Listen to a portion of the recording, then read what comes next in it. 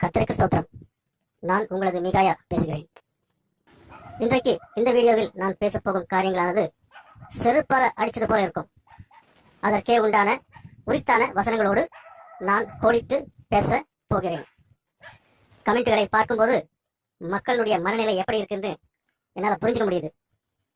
அதற்கு உண்டான பதில்களையும் வசன ஆதாரத்தோடு நான் பேச போகிறேன். ஆரம்பத்தில் அந்த சம்பந்தப்பட்ட நபருக்கு செருப்பால் அடித்தது போல் இருக்க வேண்டும். இப்பவே முடிவு பண்ணிக்கங்க, அந்த வசனங்கள் சொன்னவர் முட்டாளா, அவைகளை சொல்லாமல் விட்டவர் மறைத்தவர் ஒரு தேவ மனிதனா, அல்லது அந்த வசனங்கள் பிசாசினால் சொல்லப்பட்டதா, அல்லது அந்த வசனங்கள் பொய் என்று நீங்கள் நிரூபிக்க தயாராக இருங்கள். இப்போ காரியத்துக்கு வருவோம். நிறைய பேர் கொடுத்த பணத்தை, கொடுத்த காணிக்கை தசமபாகத்தை ஏன் தம்பி நீங்கள் திரும்ப கேட்கிறீர்கள்? அதை கர்த்தருக்கு தானே கொடுத்தீர்கள், மனிதனுக்காக கொடுத்தீர்கள். கர்த்தருக்கே கொடுத்திருந்தால் அதை நீங்கள் கர்த்தரிடமே போய் கேளுங்கள், அவரிடமே பெற்றுக்கொள்ளுங்கள் என்றெல்லாம் கமெண்ட் போட்டார்கள். நம்முடைய அருமையான பாஸ்டர் தாமஸ் ராஜ் அவர்களும் அதே மாதிரி தான் சொன்னாரு. நீ கர்த்தர் கொடுத்தியா, மனுஷன் கொடுத்தியா, நீ கர்த்தர்கிட்ட போய் கேட்க அப்படின்னு சொல்லி சல்லுன்னு வேகமா போயிட்டாரு. நிறைய பேர் இன்னும் கூட முழு வீடியோக்களை பார்க்காம இங்க கத்துறத விட அங்க போய் கேட்கலாமா நேரடியா போய் அப்படின்னு சொல்றாங்க. நான் எல்லா கட்டத்தையும் முடிச்சுட்டு தான் இங்க வந்து கத்துறேன். நேரடியாக பார்த்தேன், லெட்டர் கொடுத்து பார்த்தேன், போன்ல பேசி பார்த்தேன், இமெயில் அடிச்சு பார்த்தேன், வாட்ஸ்அப்ல அனுப்பி பார்த்தேன், எதையும் மதிக்கல அவரு. அதனால இந்த மாதிரி நான் தெருவில் இப்போ கூப்பாடு போட்டு அவருடைய மானத்தை வாங்கக்கூடிய அளவுக்கு என்னை நிர்பந்தப்படுத்துறது அவர் தான். சரி, விஷயத்துக்கு வருவோம். இப்போ நம்ம சபையில எந்த ஒரு விசுவாசம், எந்த ஒரு பாஸ்டரும் வசன ஆதாரம் இல்லாம அதை பின்பற்ற மாட்டாங்க. இப்போ நான் ஒரு கேள்வி கேட்கிறேன், பாஸ்டர் தாமஸ் ராஜுக்கு நேரடியா கேட்கிறேன், அவரை சப்போர்ட் பண்ற எல்லா விசுவாசிகளுக்கும் கேட்கிறேன். புதிய ஏற்பாட்டு காலத்துல தசம பாகம் கொடுக்க சொல்லி எந்த வசனம் சொல்லப்படுது, எந்த வசனத்துல சொல்லப்பட்டிருக்கு, அதனுடைய ரெஃபரன்ஸ் எனக்கு வேணும். இந்த கேள்வியை நான் கமெண்ட்ல கேட்க ஆரம்பிச்ச உடனே எல்லா கமெண்ட்டும் நின்று போச்சு. அப்ப புரிஞ்சுக்கங்க அருமையான சகோதர சகோதரிகளே, ஒருவர் எத்தனை வருட காலமா எத்தனை ஆயிரமான மக்கள் கிட்ட ஏமாத்தி பணத்தை சுருட்டி கொண்டிருக்கிறார். தேவன் பேர்ல உங்களை பயமுறுத்தி உங்களை எத்தனை ஆண்டு காலமாக இப்படி கொள்ளையடித்துக் கொண்டிருக்கிறார் என்பதை நீங்கள் புரிந்து கொள்ளுங்கள். ஒரு மந்திரவாதிக்கும் இவருக்கு என்ன வித்தியாசம்?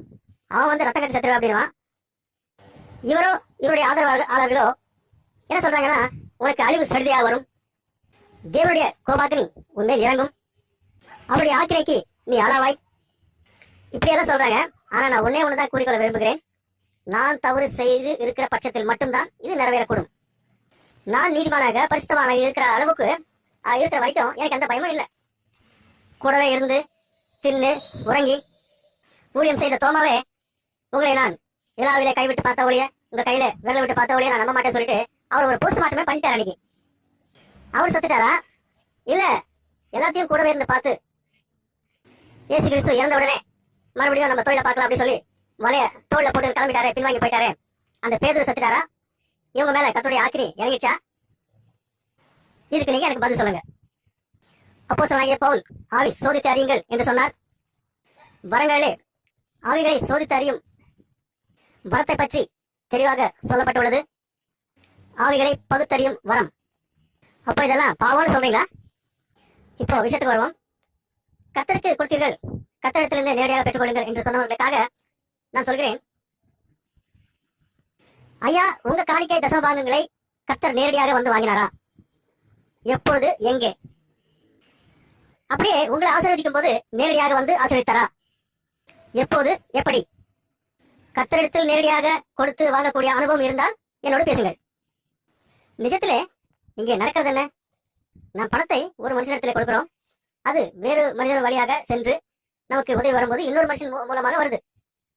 இதிலே 2 முக்கியமான புள்ளிக, தாயும் தகப்பனும். அந்த முக்கியமான 2 புள்ளிங்க இல்லாதப்போ உங்களுக்கு ஆசீர்வாதம் எந்த வழியில வரும்?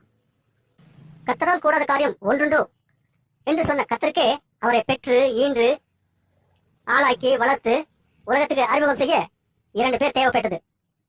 அப்பேற்பட்ட இயேசுநாதருக்கே பெற்றெடுக்க வளர்த்தெடுக்க ஒரு தாயும் தகப்பனும் தேவைப்படும் போது ஒரு சாதாரண மனுஷனுக்கு எனக்கு தேவைப்படாதோ? 45 வருஷமா ஒரு குடும்பத்துல இந்த 2 பேர் இந்த குடும்பத்துல இல்லைன்னு சொல்லி பார்க்காம கவனிக்காம கண்டுக்காம இந்த தேவ மனிதர் என்னத்தை ஊழியம் செஞ்சு என்னத்தை பிடிக்கிறாரு? இது போதான்னு என் கிட்ட பிச்சை எடுத்து பிடிங்க தின்னானே, அசிங்கமா இல்ல, வெக்கமா இல்ல? சகோதர சகோதரியே, வேதத்துல ஒரு பெரிய ரகசியத்தை அறிஞ்சுக்கங்க. தேவன் தான் கொடுத்த எந்த வாக்கு தத்தத்தையும் மிக முக்கியமாக தகப்பனற்ற பிள்ளைகளுக்கும் ஆதரவற்ற விதவைகளுக்கும் நான் நியாயம் விசாரிக்கிற கர்த்தர் என்று சொன்னது தன்னுடைய ஊழியக்காரர்களை நம்பி மட்டும்தான். அந்த பொறுப்பும் கடமையும் அவர்கள் மேல் வைத்தார். அந்த பொறுப்பை அவர்களுக்கு கொடுத்தார். அவர்களை நம்பித்தான் இத்தனை வாக்குத்தத்தங்களும் கொடுத்தார். மற்றபடி அவர் நேரடியாக யாரிடமும் வாங்கவும் இல்லை, யாருக்கும் கொடுக்கவும் இல்லை. இதெல்லாம் மறந்துட்டு இவங்க வசூல் பண்றதுலயே 24 மணி நேரம் செலவு பண்ணிட்டு இருக்காங்க. ஏன்னா அடிப்படையிலேயே இவர் ஒரு வியாபாரி. இப்ப கூட இந்த ஊழியத்துல அதே வியாபார புத்தி தான் காட்டுறாரு. விசுவாசிங்க எப்படி வாழ்றாங்க சொல்லி துளி கூட கவலை இல்லை. ஆனா எங்க புது இடம் வாங்குவோம், எப்போ புது ஆலயம் கட்டுவோம், அதை இடிச்சு எப்போ பெருசாக்குவோம், அதையும் இடிச்சு இன்னும் எத்தனை மாடி ஆக்கும், இப்படியே பிளானிங் போட்டு போட்டு போட்டு போட்டு மிகப்பெரிய ஆலயங்கள் தன்னுடைய திராணிக்கு மேல, விசுவாசிகளுடைய திராணிக்கு மேல 8 முறை இன்னைக்கு வரைக்கும் சபை இடிச்சு இடிச்சு கட்டிட்டு வராரு. கட்டடம் பெருசாகும் போது இவருக்கு கீர்த்தி அதிகமாகுது, புகழும் பணமும் சேருது.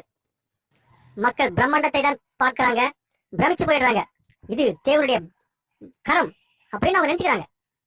ஆனா தன்னுடைய ஆவிக்குரிய கனியை எப்பவோ இழந்து போயிட்டார். தேவனுடைய ஊழியமானது பிரம்மாண்டத்தில் இல்லை. ஆதி அப்போஸ்தலர் காலத்தில் அன்றைக்கு சபை எப்படி இருந்தது? அப்போஸ்தலர்களின் நடவடிக்கைகள் 2:44 வசனம் 45 வசனம் படிப்போம். விசுவாசிகள் எல்லோரும் ஒருமித்திருந்து சகலத்தையும் பொதுவாக வைத்து அனுமதித்தார்கள். காணியாட்சிகளையும் ஆஸ்திகளையும் விற்று ஒவ்வொருவனுக்கும் தேவையானதற்கு தக்கதாக அவைகளை எல்லோருக்கும் பகிர்ந்து கொடுத்தார்கள். ஏயா டுபாக்கூர் தாமஸ் ராஜ் பாஸ்டர், அன்னைக்கு அவங்க செஞ்சது ஊழியமா, இன்னைக்கு நீ செய்யறது ஊழியமா? நீ செய்யறதா ஊழியம்னா அப்ப அவங்க செஞ்சது அத்துழியமா? நீ ஒரு முக்கியமான விஷயத்தை மறைச்சிட்ட, மக்களும் மறந்துட்டாங்க. நீ ஆவிக்குரிய காலத்துல இருக்க, புதிய ஏற்பாட்டு நிபந்தனைக்குள்ள இருக்கிற, அதை மறந்துட்டு பழைய ஏற்பாட்டு காலத்தின் சரீரத்துக்கு முக்கியத்துவம் கொடுத்துட்ட, பிரம்மாண்டத்துக்கு முக்கியத்துவம் கொடுத்துட்ட, உருவத்துக்கு முக்கியத்துவம் கொடுத்துட்ட. அன்னைக்கு ஆரோன் செய்த பொற்கன்று குட்டிக்கும் நீ கற்ற ஆலயத்துக்கும் எந்த வித்தியாசமும் கிடையாது. புதிய ஏற்பாட்டு காலத்துக்குள்ள இருக்கிற சொல்லிக்கிட்டு, ஆவிக்குரிய சபைக்குள்ள இருக்கிற சொல்லிக்கிட்டு, நீ பழைய ஏற்பாட்டு காலத்தின் சரீரத்துக்கு முக்கியத்துவம் கொடுத்துட்டு இருக்க. மாய்மாலக்காரனே, நீ சாலமோன் கட்டின தேவாலயத்தை பார்த்துட்டு இருக்க, நெகேமியா எஸ்தர் கட்டின தேவாலயத்தை மட்டும் தான் பார்த்துட்டு இருக்க. ஆனா அங்க இருக்கிற மக்கள் இதெல்லாம் தங்க சொந்த நாட்டுக்குள்ளே தங்களுடைய கண்களுக்கு முன்பாக நேரடியாக வைத்து பார்த்து வந்தவர்கள். அவர்களுக்கு அதுக்கு மேல இன்னொரு ஆலயம் கட்ட தெரியாதா? அவர்கள் எல்லாம் முட்டாங்களா? நீ அவங்களுக்கு கத்து தரணுமா? நீ அவங்களை விட கஷ்டவானா? நீ அவங்களை விட நீதிவானா? நீ அவங்களை விட தேவனுடைய தரிசனத்தை பெற்றவனா? யாரை ஏமாத்த பாக்குற? அன்றைக்கும் ஆசைகளை விற்றார்கள், தன்னுடைய பொருட்களை விற்றார்கள், இதெல்லாம் விற்று பொதுவாக வைத்து அனுபவித்தார்கள். ஆனா இன்றைக்கும் கூட தன்னுடைய ஆசைகளை விற்க, தன்னுடைய பணத்தை சொத்துக்களை எல்லாத்தையும் வித்து உங்ககிட்ட எடுத்து பணத்தை லட்சக்கணக்கில் பணத்தை கொண்டு கொடுக்குறாங்க. எதுக்கு? ஆலயம் கட்டுறதுக்கு சொல்லிட்டு ஒரு தவறான ஒரு மாயத்தின் பிம்பத்தை அவர்களுக்கு நோக்கி, இதுதான் கர்த்தருடைய சித்தம், இதுதான் கர்த்தருடைய வழிகாட்டுதல், தரிசனம், அப்படி ஒரு தவறான பிம்பத்தை அவர்களுக்கு காட்டிட்டு இருக்க. நீ செய்யறதா பரிசுத்தாவியானவர் காட்டுகிற வழி, செய்கிற ஊழியம் அப்படின்னு சொன்னீங்கன்னா, அப்போ அன்னைக்கு அவங்க செஞ்சது அசுத்தாவியால செஞ்சாங்களா? இதுக்கு நீங்க தான் விளக்கம் சொல்லணும். மக்களே, இதை நீங்க நல்லா புரிஞ்சுக்கணும். அதோட பக்கம் இருக்கட்டும். அன்றைக்கு விசுவாசிகள் அனைத்தையும் பொதுவாக வைத்து அனுபவித்தார்கள். இந்த வசனத்துக்கு கீழ்படுகிறதுக்கு எத்தனை விசுவாசிகள் முன்னுக்கு வரீங்க சொல்லுங்க பார்க்கலாம். நீங்க முன்னுக்கு வரீங்களா? உட்கார்ந்த இடத்துல இருந்துட்டு ஃப்ரீ அட்வைஸ் கொடுக்குறீங்க. ஒரு பில்லர் போடுறதுக்கு ₹1,00,000 வேணும் சொல்லி வெக்கமா இல்ல? மனுஷனை பார்க்காதே சொல்லி பிரசங்கம் பண்ணிட்டு இப்போ நீ முழுக்க என்ன வேலை பண்ணிட்டு இருக்க? யாரு எத்தனை லட்சம் எடுத்து வராங்க இதுதான் நீ பாத்துட்டு இருக்க. நெஹேமியா ஒரு கையில பட்டயத்தை பிடிச்சிட்டு மறுகையினால ஆலயத்தை கட்டிட்டு வந்தாங்க. அந்த திராணிக்கு மேல பொன்னையும் பொருளையும் வெள்ளியும் சேகரிச்சாங்க, மக்கள் எல்லாம் கொடுத்தாங்க, தேவாலயம் கட்டினாங்க அப்படின்னு சொல்லிட்டு.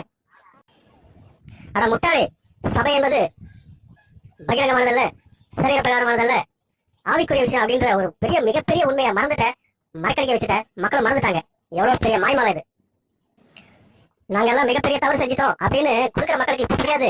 எனக்கு பின்னால இன்னும் பல குரல்கள் எழும்போம், அப்ப தெரியும் நீங்க பண்ணது ஊழியமா அட்டுழியமானு. அந்த காலத்துல ஊழியம் அப்படிதான் செஞ்சாங்க. அவங்க ஒன்னும் பெரிய கட்டணம் கட்டல. ஆனா இங்க நான் ஒருத்தன் பாதிக்கப்பட்டிருக்கேன்னு சொல்லி தொண்டை தண்ணி வத்த கத்திட்டு இருக்கேன், கதறிட்டு இருக்கேன். அவர் கொஞ்சம் கூட கண்டுக்காம, மதிக்காம, வெக்கம், மானம், சூடு, சொர்ணன்றது எதுவுமே இல்லாம கம்முன்னு எப்படி உட்கார்ந்துருக்கான் பாத்தீங்களா, பிடிச்சு வச்ச பிள்ளையார் மாதிரி. ஆனா வசனம் என்ன சொல்லுது? உன்னோடு வழக்காடி உன் வஸ்திரத்தை எடுத்துக்கொள்ள வேண்டும் என்று இருக்கிறவனுக்கு உன் அங்கேயும் விட்டுவிடு அப்படின்னு தான் வசனம் சொல்லுது. அப்போ நீ தேவனுடைய மனுஷனானா இந்நேரத்துக்கு நீங்க என்ன செஞ்சிருக்கணும்? நான் கேட்கறதுக்கு ரெட்டத்தனையா கொடுத்துருக்கணும். செஞ்சீங்களா? விசுவாசிகளே, நல்லா யோசியுங்கள். இவரெல்லாம் வாய்க்கிலேயே தான் பேசுறது, வாங்கி வாங்கி தான் பழக்கம். எங்க கொடுத்து பழகி இருக்காரு. இதுதான் மாய்மாலம், ஹிப்போக்ரசி. மாய்மாலம் என்றால் ஒரு மனுஷனுடைய தவறான எண்ணங்கள், நடிப்பு, வஞ்சனை, நயவஞ்சகம். இதெல்லாம் இந்த குறிப்பிட்ட ஆசாமிக்கு எந்த அளவுல இருக்கு, எந்த ரேஞ்சில இருக்குன்னு சொல்லி 13வது நம்பர் வீடியோல பதிவு பண்ணிருக்கேன். பார்க்காதவங்க தயவு செஞ்சு முதல்ல அதை பார்த்துட்டு அதுக்கப்புறமா இதுக்கு வாங்க. அவர் பண்ற மாயமாலத்தை நீங்க தெய்வ பக்தி நினைச்சிட்டு இருக்கீங்க. தேவனுடைய கரம், தேவன் அசைவாடுகிறார் என்று நினைச்சிட்டு இருக்கீங்க. இதெல்லாம் பக்கா பொய். இவர் ஒரு திருப்பதி மலையை இங்க உருவாக்குறார். இதனால இவருக்கும் இவருடைய பிள்ளைகளுக்கும் நிரந்தரமான பேரும் புகழும் வாழ்வும். எனக்கு அழிவு சலுதியா வரும் சொன்னீங்களே, ஒரு வாட்டி உங்க பாஸ்டர் முடிஞ்ச பாருங்க. கொரோனாவில் அடிபட்டு சிக்கி சின்ன பின்னமாயி உருமாறி உருக்குறைஞ்சு வந்து சேர்ந்திருக்கார். இதெல்லாம் தன்னுடைய பக்தினால, தன்னுடைய விசுவாசத்தினால, தன்னுடைய ஜபத்தினால நடந்துச்சு நினைக்கிறீங்க? பல லட்சக்கணக்கான ரூபாய்களை செலவு செஞ்சு வந்திருக்கார். அது மட்டும் இல்லாம திரும்பி வந்திருப்பாரா? ஊருக்கு உபதேசம் பண்ண பார்த்தாது, நம்ம கடைபிடிச்சு காட்டணும். அதுக்கு தான் நான் இந்த வசனத்தை கோடிட்டு காட்டினேன். பிரசங்கி 10:19. Money is the answer for everything. பணமோ எல்லாவற்றுக்கும் உதவும். உங்களுக்கு கீழே உட்கார்ந்தவங்க எத்தனை பேர் செத்துட்டாங்க, எத்தனை பேர் போய் சேர்ந்துட்டாங்க, அவங்கள பத்தி நீங்க கவலைப்பட்டீங்களா? கவலைப்பட்டிருந்தா உங்களுக்காக நீங்க எவ்வளவு செலவு செஞ்சிருக்கீங்களோ அதே தொகையை அவங்களுக்கும் நீங்க செலவு பண்ணிருப்பீங்க, பண்ணிருக்கணும். சும்மா வீடியோல உட்காந்துக்கின்னு முதல்ல கண்ணீர் விடாதீங்க. என்ன குறை சொல்றீங்களே? உங்களுக்கு வேதம் வாசிக்க தெரியல, ஜபிக்க தெரியல, கர்த்தர் மேல் சார்ந்து கொள்ள தெரியல, இல்லைன்னா கர்த்தருடைய ஆசீர்வாதத்துக்கு நீ பாத்திரவான் கிடையாது, உனக்கு யோகியதை இல்லை, அப்படியெல்லாம் சொல்றீங்களா? நான் காட்டுற ஒரே ஒரு வசனத்துக்கு நீங்க பதில் சொல்லுங்க பார்க்கலாம். இப்ப இந்த வசனம் சொல்லும் போது இதுக்கு முன்ன சொன்ன மாதிரி இந்த 4-5 வகையான கேள்விகளுக்கு நீங்க பதில் சொல்ல ஆயத்தமா இருந்துங்க. அது என்னது? 1, சொன்னவன் முட்டாளா, இல்ல சொன்னவன் பிசாசா, இல்ல இந்த வசனம் தவறுன்னு நிரூபிங்க. அதுவும் இல்லனா இந்த வசனம் எனக்கு வேணாம் சொல்லி உங்க பைபிள்ல இருந்து கிழிச்சு போடுங்க. என்னோடு கூட சேர்ந்து திருப்பிக் கொள்ளுங்கள். 1 தீமோத்தேயுக்கு எழுதின நிருபம் 5வது அதிகாரம் 5வது வசனம். இங்கே நிலவரம் என்னதென்று சரியாக புரிந்து கொள்ளுங்கள். அப்போஸ்தலனாகிய பவுல் தான் நிறுவிய சபைக்கு திரும்பி வரும்போது பார்த்து சென்ற காரியங்களை தன்னுடைய சீடரான தீமோத்தேயுக்கு எழுதுகிற ஒரு கடிதம். அது அந்த சபையில இருக்கிற சில விதவைகளை பற்றி எழுதுகிறார். அந்த விதவைகளை எப்படி பராமரிக்க வேண்டும் என்று சில கட்டளைகளும் தருகிறார். இள வயதில இருக்கிற விதவைகள் மறுமணம் செஞ்சுக்கங்கன்னு சொல்றாரு. அதே மாதிரி தனக்குன்னு சொல்லி யாரோ 1-2 பேர் பேரன் பேத்திகளோ இருந்தா அவங்க கூட நீங்க ஒரு நல்ல குடும்பமா வாழுங்கன்னு சொல்லிட்டு சொல்றாரு. ஆனா இதெல்லாம் மீறி வேற யாருமே இல்ல, தனக்கென்று யாரும் இல்லாத ஒரு நிலைமையில இருக்கிற கைவிடப்பட்டு இருக்கிற விதவைகள், கொட்டேஷன்ல உத்தம விதவைகள், அவங்க என்ன பண்றாங்களா? இரவும் பகலும் இடைவிடாம ஜெபம் பண்ணிட்டே இருக்காங்களாம், வேலை வாசிச்சுட்டே இருக்கிறாங்களாம், கர்த்தரே கதின்னு விழுந்து கிடக்குறாங்களாம். கர்த்தருக்காக தங்களுடைய ஆஸ்திகள் எல்லாவற்றையும் இழந்தாங்க, தங்களுடைய வாழ்க்கையும் இழந்தாங்க, தங்களுடைய ஆரோக்கியத்தையும் இழந்தாங்க, குடும்பத்தையும் இழந்தாங்க, எல்லாத்தையும் இழந்தாங்க. அப்பேற்பட்டவங்களுக்கு சிஸ்டர் நீங்க இன்னும் வசனத்தை சரியா படிக்கல, ஜபம் சரியா பண்ணல, உங்களுக்கு விசுவாசம் என்னன்னு தெரியாது அப்படின்னு நீங்க கத்து கொடுத்துதான் அவங்க கத்துக்கிறோமா என்ன? அவங்களுக்கு இருக்கிற சகலத்தையும் இழந்தாங்க. கடைசியில பாட்டி சாப்பிட்டியா, குடிச்சியா, என்ன சாப்பிட்ட அப்படின்னு கேட்கறதுக்கு ஒரு நாதி கூட இல்லாத ஒரு நிலைமைக்கு தள்ளப்பட்டிருக்காங்க. தன்னந்தனியா கைவிடப்பட்டிருக்காங்க.